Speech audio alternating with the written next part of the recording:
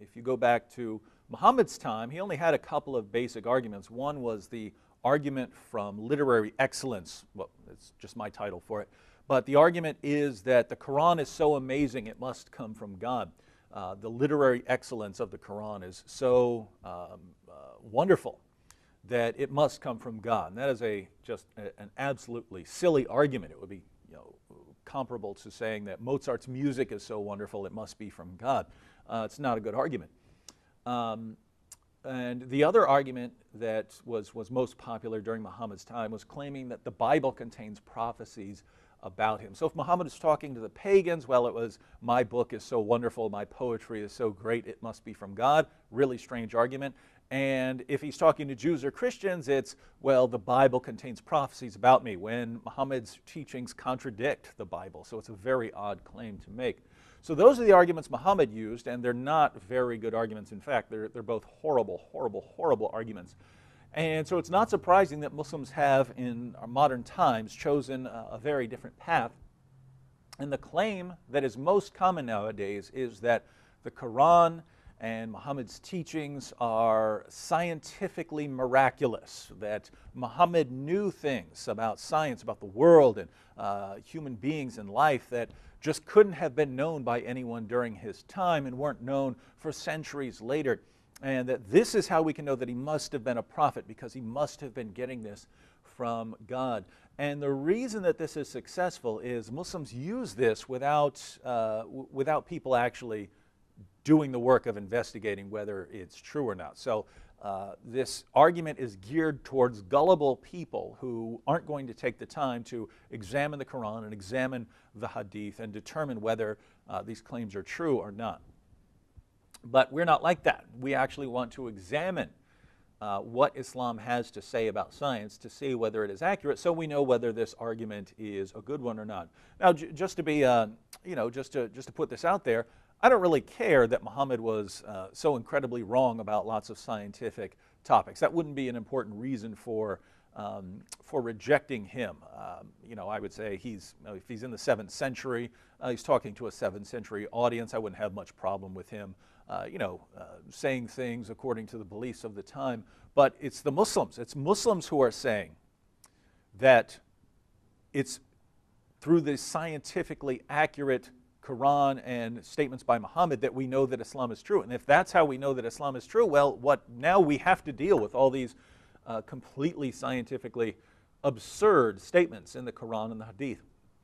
And so we'll go through some of those in this program, and we'll see how far we get. But we could go on endlessly with problems in the Quran and the Hadith. Well, let's start with Muhammad's view of the universe. So Muhammad has a certain view of the universe that's laid down in the Quran and in the teachings of Muhammad. And at the bottom of everything, we find, let's go ahead and read it.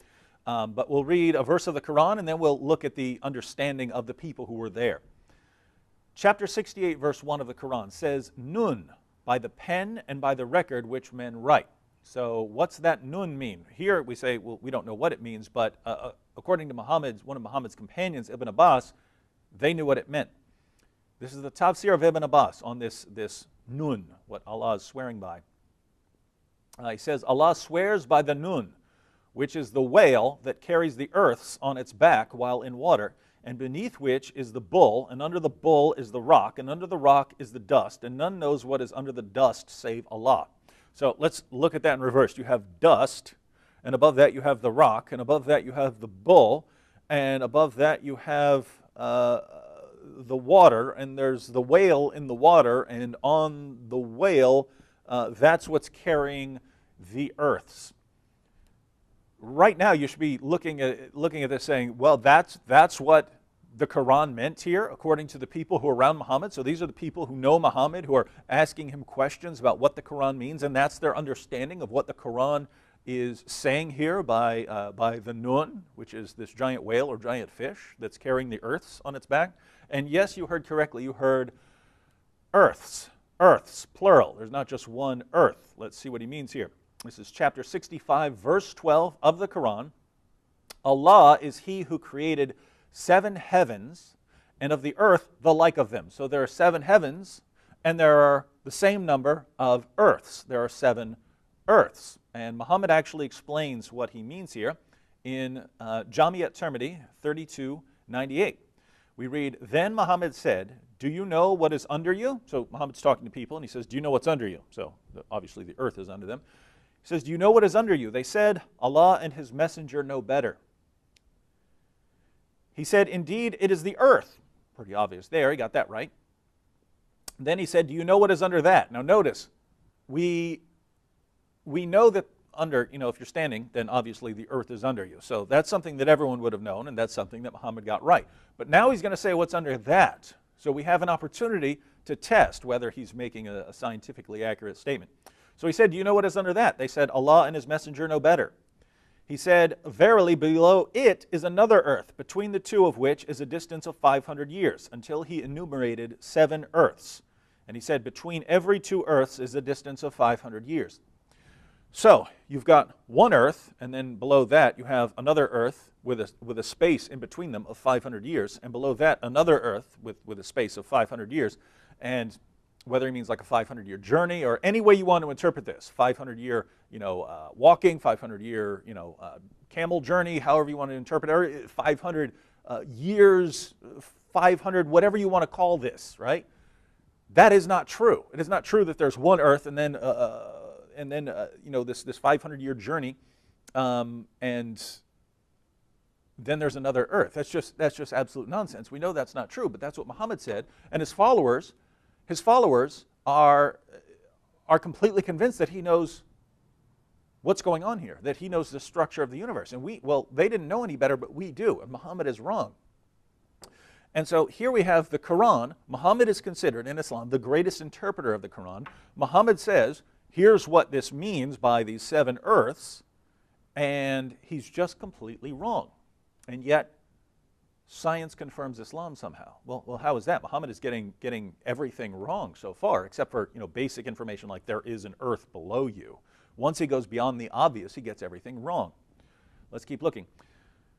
It's also important to note that the earth is flat. Muhammad believes in a flat earth. And let's look at a couple of passages here. Chapter 20, verse 53 of the Quran. He who has made for you the earth like a carpet spread out. So the earth is like a carpet spread out. Chapter 71, verse 19 of the Quran. And Allah has made the earth for you as a carpet spread out. So again, the earth is like a carpet. And you're supposed to reflect on this flat nature of the earth to tell you something. Chapter 88, verses 17 through 20 of the Quran. Do they never reflect on the camels and how they were created, the heaven, how it was raised on high, the mountains, how they were set down, the earth, how it was made flat? The earth was made flat, according to the Quran. Now, it's if you take modern translations, which are made for a Western audience, they will try to retranslate that to avoid the obvious error. But when we go back to earlier Islamic commentators, they point out that they know what the Arabic word here means, and it means laid out flat. Let me give you an example. Tafsir of Jalalain, one of the most popular Islamic commentaries of all time, comments on this verse. As for his words, sutihat, laid out flat, this, on a literal reading, suggests that the earth is flat, which is the opinion of most of the scholars of the revealed law, so experts in Islam or Sharia, and not a sphere, as astronomers have it, even if this does not contradict any of the pillars of the law. So notice what he says here. The experts in Islam, the experts in Sharia, the experts in Islamic law, they know that the earth is flat because of what the Quran says. It's the astronomers who are saying that it's a sphere. But the astronomers, they're getting it wrong because they don't know they don't know the Quran well enough. So notice he's putting a division here. There's the experts in Islam, they know the earth is flat because of what the Quran says. And then you have the actual scientists, they say the earth is a sphere, but they got it wrong. So he's pointing out that it's the Islamic scholars who know the truth, and the scientists, they just get it wrong. Tafsir of Ibn Abbas, commenting on the 7 heavens. Allah it is who has created the 7 heavens, and Ibn Abbas adds, one above the other like a dome, and of the earth the like thereof, 7 earths, but they are flat. So it's not just one earth, it's not just our earth that is flat, It's all 7 of the earths. So basically, the structure of these 7 earths, according to Muhammad, not according to me, is that you have 7 earths that are kind of stacked up like pancakes, but with a space of 500 years in between each one of them. So you have these 7 sort of floating earths with a 500-year journey in between them. And I mean, you know this isn't true, right? If you know anything about science, if you took elementary school science, you know this is wrong. And yet, it's supposedly science that somehow confirms that Islam is the truth. And we can only wonder, how can we possibly make sense of this? So, you have the 7 earths, but notice Ibn Abbas says there's also the 7 heavens, and that's what the Quran said. But there are the 7 heavens, and they're like domes. Well, that's interesting because we have the earths and then we have the domes. We'll get to that in a moment. Chapter 36, verses 38 to 40 of the Quran. And the sun runs its course for a period determined for it. That is the decree of him, the exalted in might, the all-knowing. And the moon we have measured for it mansions to traverse, till it returns like the old and withered lower part of a date stalk. It is not permitted to the sun to catch up to the moon, nor can the night outstrip the day. Each just swims along in its own orbit, according to law. So according to the Quran, the sun and the moon are kind of chasing each other, and the sun just can't catch up to the moon. Well, and they both have their orbit. So according to the Quran, you have the earth and the sun and the moon are orbiting, but one can't actually catch up to the other. Now, that's not correct. You have the sun and you have the earth going around the sun and the moon going around the earth. It's not both the sun and the moon chasing each other around the earth, as the Quran declares. Chapters 18, verses 83 to 86. This is another place where we can examine what Muhammad said to determine if he actually knows, because Muhammad tells people where the sun goes when it sets. Lots of people didn't know that at his time, so we can test him to see if he gets it right. Well, here's what the Quran says. Chapter 18, verses 83 to 86. They ask you concerning Dhul al-Qarnayn. There's a dispute of who this refers to. Many commentators will say that it refers to Alexander the Great. They ask you concerning Dhul al-Qarnayn. Say, I will rehearse to you something of his story. Verily, we established his power on earth, and we gave him the ways and the means to all ends. One such way he followed until, when he reached the setting of the sun, he found it set in a spring of murky water. Near it he found a people. So, Dhul al-Qarnayn reached the place where the sun sets, and he found the sun set in a spring of murky water. And people live there. Now, do you believe that? Do you believe that's correct? Do you believe there's a spring somewhere where the sun goes down and goes into a pool of murky water, and that people live there? Because it's wrong. Muhammad got it wrong, and it's obviously wrong, and so Muslims are forced to try and reinterpret these things. But, I mean, think about it. What is Muhammad getting right here? Apart from there's an earth below you, what is he getting right? There is a sun, there is a moon. Apart from the obvious that any 6-year-old could have told you, what is he getting right? He's getting everything that he could possibly get wrong. And yet it's science that confirms Islam. Again, only if you don't bother to actually read the sources. Chapter 37, verses 6 through 10 of the Quran. What are stars? Well, Muhammad's going to tell us. We have indeed decked the lower heaven with beauty in the stars, for beauty and for guard against all obstinate, rebellious, evil spirits. So they should not strain their ears in the direction of the exalted assembly, but be cast away from every side, repulsed, for they are under a perpetual penalty, except such as snatch away something by stealth, and they are pursued by a flaming fire of piercing brightness. Think about this. Allah says, we have decked the lower heaven with beauty in the stars. So here's what the stars are. For beauty and for guard against all obstinate, rebellious spirits. The stars are to guard heaven from evil spirits.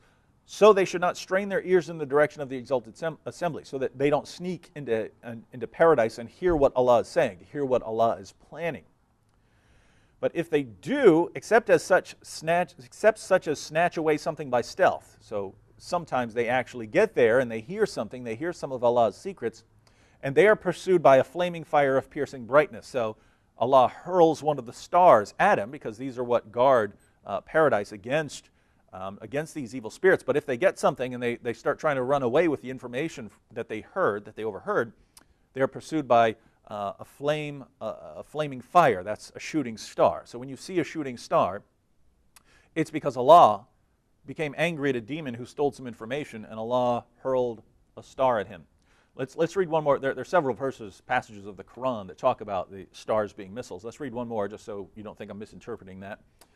Chapter 67, verse 5. And we have from of old adorned the lowest heaven with lamps, and we have made such lamps as missiles to drive away the evil ones, and have prepared for them the penalty of the blazing fire. So stars are missiles that Allah uses to shoot demons when they try to sneak into paradise. And when you see a shooting star, it's because Allah shot one of these stars at a demon who stole some information. So Allah shoots the demons with one of his star missiles. And that's what stars are. Now, there are all kinds of problems with this. One, I mean, stars aren't up there protecting paradise from evil spirits trying to sneak in. But, I mean, even more obviously, a shooting star is not an actual star. When you see a shooting star, someone in Muhammad's time might have thought that a shooting star is actually a star, and that's why we call them shooting stars, because it looks like a star is shooting. But a shooting star is not a star. It's a chunk of debris that hits our atmosphere and then ignites. It's not an actual star. Muhammad didn't know that. The author of the Quran didn't know that. But if the author of the Quran were Allah, I would expect Allah to know what a shooting star is. But he just didn't. The author of the Quran didn't know this, and so I can't believe that this is actually God. Just in case we think there's some other interpretation here, we have in Sahih al-Bukhari, number 3198, Abu Qatada, it's one of Muhammad's companions, explains this verse, chapter 67, verse 5, stars are missiles that Allah uses to shoot demons. He mentions this and he says, he quotes Allah's saying, and indeed we have adorned the nearest heaven with lamps, that's chapter 67, verse 5. And Abu Qatada says, the creation of these stars is for three purposes. And they are, 1, as decoration of the nearest heaven, 2, as missiles to hit the devils, and 3, as signs to guide travelers. So, if anybody tries to find a different interpretation, he is mistaken and just wastes his efforts and troubles himself with what is beyond his limited knowledge. Notice, he had the same sort of mentality that we read about in Tafsir Jalalain. In Tafsir Jalalain, remember, the Quran says the earth is flat, so who cares what those astronomers say? Here, we're told, look, the Quran has explained what these stars are. Anyone who tries to seek any other sort of understanding, in other words, if you actually plan to do scientific research to determine what stars are, he says he is mistaken and just wastes his efforts and troubles himself with what is beyond his limited knowledge. In other words, don't even try to understand anything but what the Quran tells you. Don't try to understand it. It's a waste of time. This is Islam. This is the Islam of Muhammad and his companions. Jami at-Tirmidhi, number 3298. Then Muhammad said, do you know what is above you? So think about this. We've got what's down at the bottom. You've got the dust and the whale and all that stuff. And then you've got the 7 earths stacked up on each other. And then we know that the sun and the moon are circling this earth, and that the sun sets in a pool of murky water. And now you have the stars, which are missiles that God uses to shoot demons when they try to hear something in paradise. And what's above that?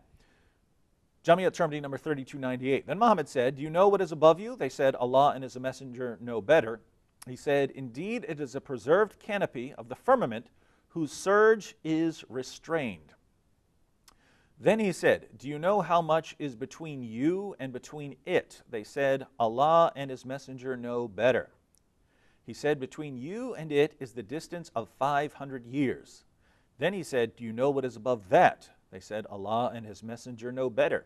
He said, verily, above that are 2 heavens. Between the 2 of them there is a distance of 500 years, until he enumerated 7 earths. What is between each of the 2 heavens is what is in between the heavens and the earth. So we've already seen, you have the 7 earths stacked up like pancakes. 1, 2, 3, 4, 5, 6, 7. That's Muhammad explaining what is below us. What's below us? Because the Quran says that there are 7 earths and there are 7 heavens. What does he mean? Well, Muhammad is the one who gets to explain that. There's 7 earths stacked up like pancakes, except with a 500-year journey in between them. And then he explains what's above them. And there are 7 heavens that are actually stacked up like domes on top of each other. And there are 7 of them. So is this correct? Because notice he says that there is a journey of 500 years in between each one of these domes. But it's the same 500-year journey that's in between each one of the earths. So again, whatever kind of journey you want to call that, the 500 years that's in between it, whatever you want to call it, if you want to say it's 500 years on foot, it's 500 years on riding a camel, it's 500 years by horse, it's 500 years by train, it's 500 years by jet, by spaceship, whatever you want to call that 500-year journey, is there another Earth that's 500 years away from our flat Earth? No, our Earth is not flat, and there's certainly not another Earth 500-year journey away. We'd be able to see that. We would be able to detect that. And again, whatever sort of journey you want to mean by this 500 years, is there some other heaven that's a 500-year journey right above us? So you have a dome, and then you have another 500-year journey, and there's another dome above that. Is that true? What could that possibly mean that would be true? Interpret that for me in any way that would make that true. And there is nothing that would make that true. You don't get to any sort of structure or object above us, and then there's another one above that, and there's another one above that. We live in a very massive universe, and there is no 500-year journey that would fit this description and make Muhammad's teachings accurate. So Muhammad is just getting everything that he can possibly get wrong. You couldn't invent something this wrong. If you sat back and thought, let me come up with the most ridiculous view of the universe that I could think of, you would not be able to beat Muhammad. His view is far more absurd than anything you can come up with. And yet it's through science that we know that Islam is true. Let's keep going. Chapter 22, verse 65 of the Quran. Do you not see that Allah has made subservient to you whatever is in the earth, and the ships running in the sea by his command? And he withholds the heaven from falling on the earth, except with his permission. Most surely Allah is compassionate, merciful to men. Notice what Allah just said. And he withholds the heaven from falling on the earth, except with his permission. The heaven is a solid object, according to Islam, that would fall on us if Allah weren't holding it up. Is that true? Is the sky above us a solid object that would fall on us if Allah weren't holding it up? So when he talks about these 7 heavens that are stacked on top of each other, he's talking about some sort of solid domes that he is holding in place. And if he weren't, they would just fall on us. Is that correct? Of course it's not correct. And once again, Muhammad is getting everything that he could possibly get wrong. Let's read another verse of the Quran. Chapter 34, verse 9. See they not what is before them and behind them of the sky and the earth? If we wished, we could cause the earth to swallow them up, or cause a piece of the sky to fall on them. So again, the sky above you, when you look up in the sky, Muhammad doesn't know that that's mostly empty space with, some stars up there. Muhammad believes that there are these 7 solid domes above you. And if Allah weren't holding up the domes, of course, we've already seen that they would fall on us. But even then, Allah can allow a piece of the heaven, the sky, to fall on us if he wanted to. So if he wants you to die, he can either have the earth swallow you up, or he could have a chunk of the sky, which he doesn't seem to know is empty space. He could have a chunk of that just fall on you. So, the earth, the earth has these domes above it, and a piece of that dome could just fall on you if Allah wanted. So these are actually solid objects. You have your 7 earths that are stacked up, and you have the domes above that, and Allah's holding them up. At any time, he could let a piece of that dome fall on top of you and crush you, but, hopefully he doesn't. That's the Quran. This is the scientifically accurate Quran. Let's look at one more, because we sort of looked all the way at the bottom, and we've gone up step by step to see, go through the earths and then what is above them, and now there's something that's on top of everything. Muhammad tells us, Sunan Abu Dawud, number 4705. Muhammad said, above the 7th heaven, so this is above the 7 domes, above the 7th heaven, there is a sea, the distance between whose surface and bottom is like that between one heaven and the next.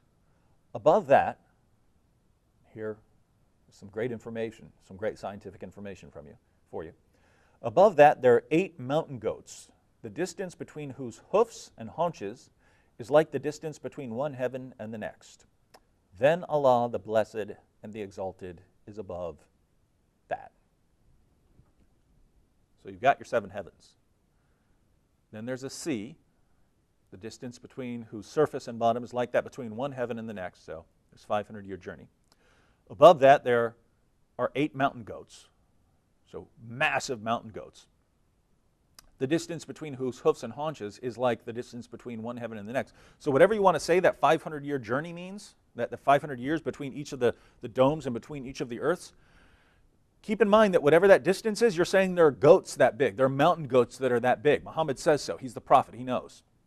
So there are mountain goats that are that big. And then above them is Allah. So let's put all of this together. You've got 7 earths. That's false. All of them are flat. That's false. They're stacked on top of each other like pancakes. That's false, except with a long distance between them. That's false. Out on the edge of the top earth is a pool. That's false. Where the sun sets. That's false. There are also 7 heavens above the earths. That's false. And they're like domes that will fall on us if Allah doesn't hold them up. That's false. In the lowest heaven are the stars, which Allah uses to hurl at demons. That's false. And all of this is sandwiched between a giant fish. That's false. And 8 giant goats. That's false. What did Muhammad get right? Again, apart from there is an earth, there is a sun, there is a moon, there are stars, apart from the obvious that anyone could have told you, what did he get right? Nothing. Everything that he could possibly get wrong, he got wrong. So if Muslims are appealing to science to say this is how we know that Islam is true, well, everything Muhammad said that he could get wrong, he got wrong. So if science is the judge in our assessment of Islam, if science is the way we're going to determine what's true or false with Islam, we have to say that if he got everything wrong, then this certainly isn't any confirmation. And if science is the judge, then we have to say that Islam is false because he got everything wrong. Now, all we did here was look at Muhammad's view of the universe. There's much more we could look at than just the universe. We can look at Muhammad's view of reproduction, or Muhammad's statements about hygiene, and we'll look at those on our next episode of Jesus or Muhammad.